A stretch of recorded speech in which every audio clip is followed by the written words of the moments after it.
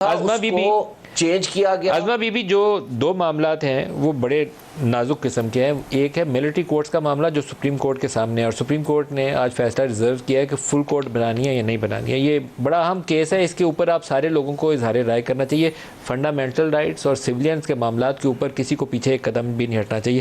کل division bench کا ایک فیصلہ آیا تھا جس میں انہوں نے جی ایچ کیو کے حوالے سے کہا کہ 9 مئی حملہ کیس میں کوئی زخمی نہیں ہوا، ملزمان کو جیل میں رکھنے کا کوئی جواز ہی نہیں ہے، کوئی آرمی آفیسر مدعی نہیں بنا. جی ایچ کیو کے اندر اور باہر سے سی سی ٹی وی فوٹیج کے قبضے میں نہیں لیا گیا. شناخت پریڈ کے دوران فوج کار کو شامل نہیں کیا گیا، نہ کوئی اہلکار بطور گواہ شامل ہوا. جی ایچ کیو حملہ کیس میں کسی خاتون کو نامزد نہیں کیا گیا. موقع پر موجود پولیس افسران نے مظاہرین کو جی ایچ کیو کے اندر جانے سے نہیں روکا. تو انہوں نے کہا کہ دہشت گردی کی کلاس 7 کا اطلاق، جو ایکٹ کا کلاس 7 ہے 780 ہے، وہ اس کا اطلاق نہیں ہوتا.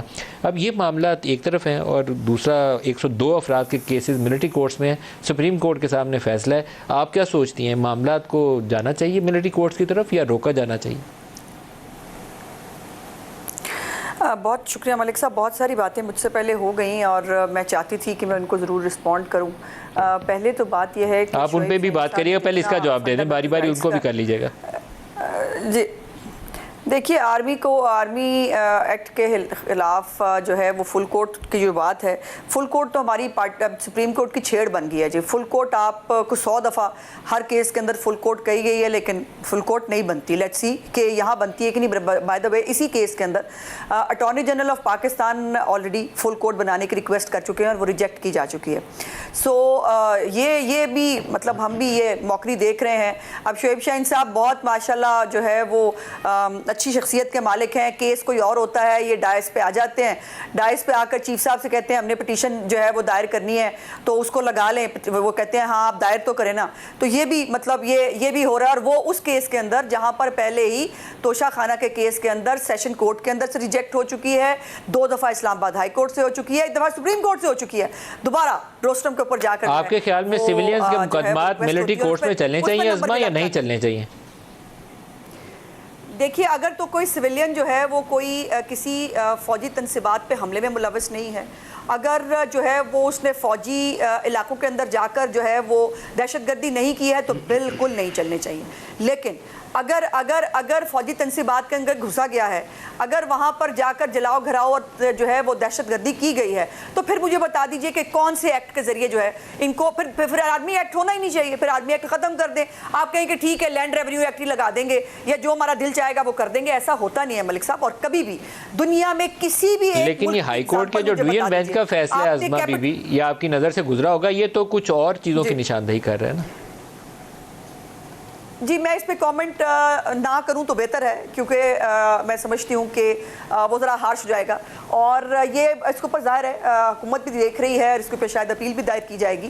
بہت ساری چیزوں کو نظر انداز کیا گیا. پوری دنیا نے، پوری صرف ملک نے نہیں، پوری دنیا نے 9 مئی 10 مئی 11 مئی کی رات تک تماشا دیکھا اس ملک میں جو ہوا. اگر وہ دہشت گردی نہیں تھی تو مجھے نہیں پتا پھر دہشت گردی کس کو کہتے ہیں.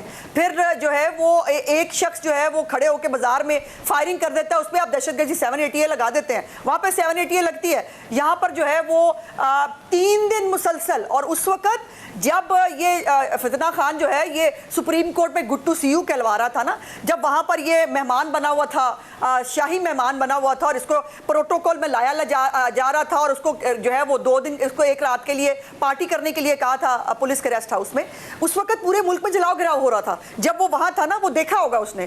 اور یہ بھی باتیں آن ریکارڈ موجود ہیں کہ اب تو وہ آڈیو بھی موجود ہے، اور یہ بات بھی سامنے آ چکی ہے کہ ایک پولیس والے سے فون لے کر عمران خان رابطے میں تھا جو ہے یہ بلوا کرانے والوں سے اور اپنی پارٹی کے لوگوں کے ساتھ. تو یہ باتیں اتنی سمپل نہیں ہیں. لیکن ہیونگ سیڈ دیٹ، ابھی میرا بھی یہ اعتراض اور میری یہ تکلیف موجود ہے. اگر یہ 102 بچے جو ہے اپنے ماں باپ کی نہیں سنی، انہوں نے ایک ایسے شخص کی سنی جو خود کہتا ہے کہ اس کے بچے باہر بیٹھے ہیں، لیکن وہ لوگوں کو کہتا ہے، ان کے بچوں کو کہتا ہے قربانی کے لیے تیار ہو جائیں، مرنے کے لیے تیار ہو جائیں. مرنے کے لیے قربانی دینی پڑتی ہے. خود وہ کوئی قربانی دینے کے لیے 1 دن کے لیے جیل جانے کو تیار نہیں ہے.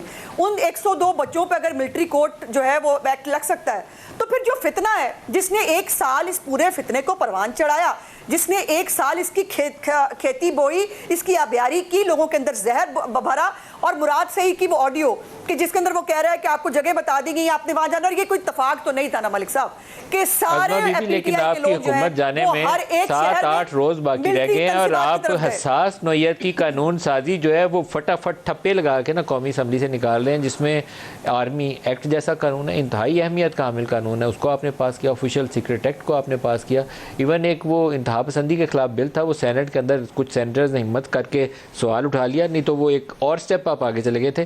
یہ مجھے کچھ لاجک آپ کی سمجھ نہیں ہے، ٹھک ٹھک جس طریقے سے قانون سازی ہو رہی ہے، 15 بندوں نے 29 بل پاس کر دیے 1 گھنٹے کے اندر۔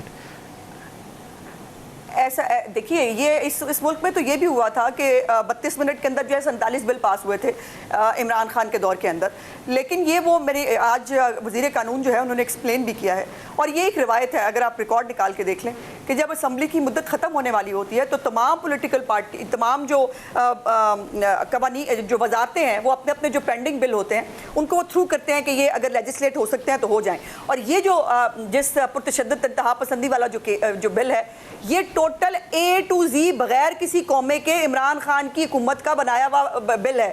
وہ چونکہ وزارت قانون کے اندر پڑا تھا، وہ انہوں نے آگے فارورڈ کر دیا، لیکن شہباز شریف صاحب نے اس کو جو ہے آگے پریزنٹ کرنے سے منع کر دیا۔ یہ ایک روٹین کے اندر ہوا۔ بات جو آرمی ایکٹ کی بات ہے، دیکھیے شہباز صاحب نے منع نہیں کیا جی، وہ جو قومی اسمبلی کے اندر جو سینٹ کے اندر جو بل آیا ہے، وہ تو وہاں پہ وہ سینیٹر مشتاق اور کچھ لوگوں نے سوال اٹھا لیا، آپ کی جماعت سے عرفان صدیقی صاحب نے اچھا اس کے اوپر نقطہ نظر دیا تو وہ رک گیا، چیئرمین سینٹ نے اس کو روک دیا۔